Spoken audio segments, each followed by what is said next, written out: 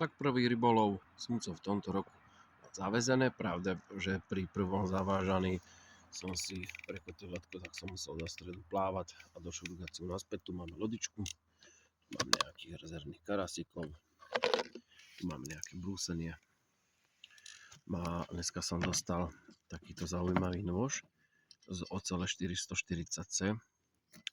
Ten je pomerne ostrý, kolega si ho nabrúsil dobre, ale trošku mu ho ešte vylepším. Druhý kolega mi doniesol takúto nádhernú muelu, ale je takto zmasakrovaná. Je tu takto neuveriteľne dobrúsená. A hovorím, že jak sa ti to podarilo? A hovorí, že nejako. Jednoducho, že ho našiel za autom. Voľako mu vypadol a on našiel takúto krásnu, plnohodnotnú veľkú muelu. Potom tu mám takýto sekáč. Toto je doslova šít. To je strašné. Ak to stálo 2, 3, 4, 5 eur, tak je to v pohode. Ale to je najhorší, najmäkší, najtupší sekáč, čo som kedy videl. Tá oceľ je úplne o ničom, ale som veľmi rád, že sa mi to dostalo nabrúsiť. Aj také srandy treba brúsiť, nejaký zodratý, nerezový, akože azijský nožík. 3 fileťáky moje z AliExpressu, každý po 3 ečka. S tým jedným som vyčistil 11 kaprov po sebe a ešte furt nepotreboval dobrúsiť.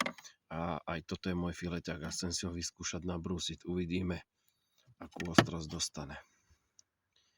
Kaperlán a kupoval som to v Decathlone. Tu máme brúsku, na čom budem brúsiť, tam je 1000, to vymením za 200. A tu máme nejakú čabaj klobásku a nejaké papaničku a tuto sú pijaci a tu sú rybičky.